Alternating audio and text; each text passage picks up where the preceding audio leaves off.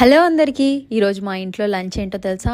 Chicken gravy curry, white rice, అంతే simple. అయితే chicken gravy curry చాలా సాఫ్ట్ గా చేశాను, పిల్లలు ఇష్టంగా తింటారని. అమ్మ ఈ మధ్య చేసింది కదా చికెన్ పచ్చడి, అది కూడా పెట్టుకున్నా అనమాట. ఇది నా ప్లేటే, నేను తినబోతున్నా. గ్రేవీ కర్రీ చాలా సాఫ్ట్ గా చేసా అన్నా కదా, నాకు ఫుల్ స్పైస్ ఉంటేనే నేను తినగలను, అందుకని చెప్పి మిరపకాయలు నంజుకుంటున్నాను. మీకు విషయం తెలుసా, మా ఇంట్లో నేను మిరపకాయలు తెస్తే సగం కూరల్లోకి వాడితే సగం ఒట్టివే నేను తినేస్తాను అనమాట. ఒట్టివే ఇన్ ద సెన్స్ ఒట్టివే కూర్చొని తినడం కాదు, అన్నంలో నంజుకొని తినడము. నాకు మా మమ్మీకున్న అలవాటు ఏంటో తెలుసా, మేమిద్దరము అన్నంలో పచ్చిమిరపకాయలు నంజుకోము, పచ్చిమిరపకాయల్లోకి అన్నం నంజుకుంటాము. మాకు మిరపకాయలు అంటే అంత పిచ్చి.